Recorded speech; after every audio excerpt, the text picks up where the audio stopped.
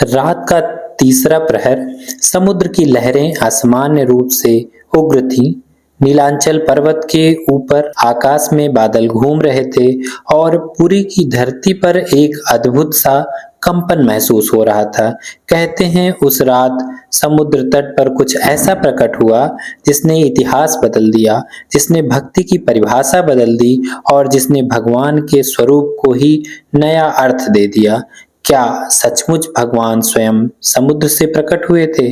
क्यों उनकी मूर्तियां अधूरी हैं और क्यों उनके मंदिर का निर्माण रहस्य, चमत्कार और दिव्य संकेतों से भरा हुआ है? क्यों मात्र पुरी के ही मंदिर में मूर्तियों का निर्माण लकड़ी से हुआ है? आज की यह कथा केवल एक मंदिर की नहीं, यह कथा है एक राजा के जिद की, एक वनवासी के अटूट भक्ति की और एक अधीर निर्णय की और उस दिव्य रहस्य की जिसे जानकर आप भगवान जगन्नाथ को पहले जैसा कभी नहीं देख पाएंगे। तो आइए चलते हैं उस युग में जब नीलांचल की रेत पर स्वयं ईश्वर ने अपनी उपस्थिति दर्ज कराई थी और शुरू होती है भगवान जगन्नाथ की अद्भुत, रहस्यमयी और रोमांचकारी कथा। तो ज्ञान गंगा चैनल पर मित्रों आप सभी का स्वागत है। हे प्रभु, जो भी दर्शक आपकी यह पूरी कथा मेरे चैनल पर देखे उसकी सभी मनोकामना पूर्ण कर दीजिए। जय जगन्नाथ। सतयुग के अंत समय में मालवा के राजा इंद्रद्युम्न भगवान विष्णु के परम भक्त थे। उनकी एक इच्छा थी, मैं स्वयं भगवान से साक्षात रूप में दर्शन करूं। एक दिन उन्हें एक रहस्यमयी साधु से ज्ञात हुआ कि उड़ीसा के नीलांचल पर्वत पर स्वयं भगवान नीलमाधव के रूप में विराजमान हैं। राजा ने तुरंत अपने पुरोहित विद्यापति को उनकी खोज में भेजा। विद्यापति घने जंगलों और पहाड़ियों को पार करते हुए एक वनवासी प्रमुख विश्वासु तक पहुंचे। विश्वासु प्रतिदिन गुप्त रूप से किसी देवता की पूजा करने जंगल जाते थे। बहुत विनती के बाद विद्यापति को वहां ले जाया गया, लेकिन उनकी आंखों पर पट्टी बांध दी गई। चतुर विद्यापति ने रास्ते में सरसों के बीज गिरा दिए ताकि वापसी में रास्ता पहचान सकें। जब पट्टी खुली तो सामने दिव्य प्रकाश से आलोकित नील माधव थे, लेकिन जब राजा स्वयं वहां पहुंचे तो नील माधव अदृश्य हो चुके थे। राजा व्याकुल हो उठे। तभी आकाशवाणी हुई, हे राजन, मैं दारु ब्रह्म पवित्र लकड़ी के रूप में समुद्र से स्वयं प्रकट होऊंगा, तुम मेरा मंदिर का निर्माण करवाओ। कुछ ही दिनों बाद समुद्र तट पर एक दिव्य सुगंधित चमकती हुई लकड़ी का विशाल लट्ठा बाहर आया। वह साधारण लकड़ी नहीं थी, उससे दिव्य प्रकाश निकल रहा था। राजा ने उसे अत्यंत सम्मान से उठाया, लेकिन आश्चर्य की बात है सैकड़ों सैनिक भी उसे हिला न सके। तभी विश्वासु और विद्यापति ने मिलकर प्रार्थना की और लकड़ी स्वयं हल्की हो गई। यह संकेत था कि यह कर्म केवल भक्ति से ही होगा, बल से नहीं। अब प्रश्न यह था कि इस लकड़ी से भगवान की मूर्ति कौन बनाएगा? बहुत सारे शिल्पकार राज्य भर के कोने कोने से उपस्थित हुए। उन्होंने लकड़ी से मूर्ति बनाने का प्रयास किया, लेकिन वह विफल रहे। मूर्ति तो दूर, उन्होंने उस लकड़ी पर एक निशान भी नहीं बनाया। छेनियां, हथौड़ियां उस पे असफल रहीं। तब राजा व्यथित हो गए। राजा निराश होकर सोचने लगे कि शायद ही कोई मूर्ति बना सकता है या नहीं। तभी एक वृद्ध शिल्पकार राजा के दरबार में आया। उसने कहा, मैं मूर्ति बना सकता हूँ, लेकिन मेरी एक शर्त है। 21 दिन तक कोई भी इस कक्ष के द्वार को नहीं खोलेगा जहां पर मैं मूर्ति का निर्माण कर रहा हूँगा। राजा ने सहमति दे दी। वह वृद्ध और कोई नहीं, स्वयं देव शिल्पी विश्वकर्मा थे। कक्ष के भीतर तक कई दिनों तक हथौड़े और छेनी की ध्वनि आती रही।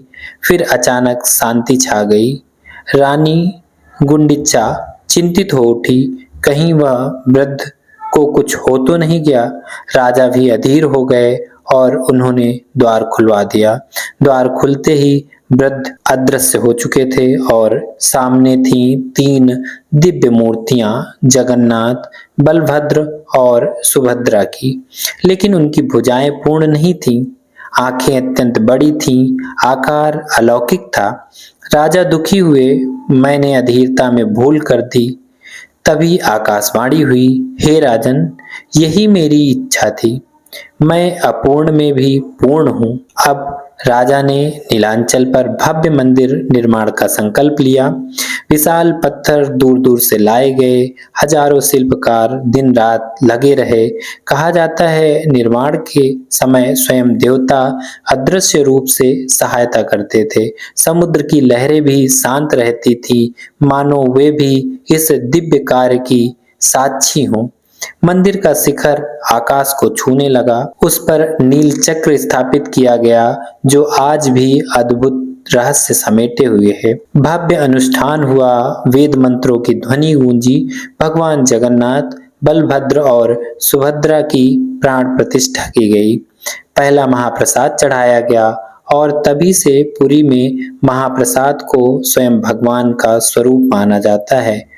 यहाँ कोई ऊंच नीच नहीं, कोई भेदभाव नहीं, सब एक साथ बैठकर प्रसाद ग्रहण करते हैं। भगवान का यह अनोखा रूप क्यों है? क्योंकि जगन्नाथ का अर्थ है जगत के नाथ। उनकी विशाल आंखें दर्शाती हैं कि वह हर दिशा में हर जीव पर समान दृष्टि रखते हैं। उनके अधूरे हाथ बताते हैं कि वह बिना स्पर्श किए भी सबको थामे हुए हैं और इस जगत का भरण पोषण कर रहे हैं।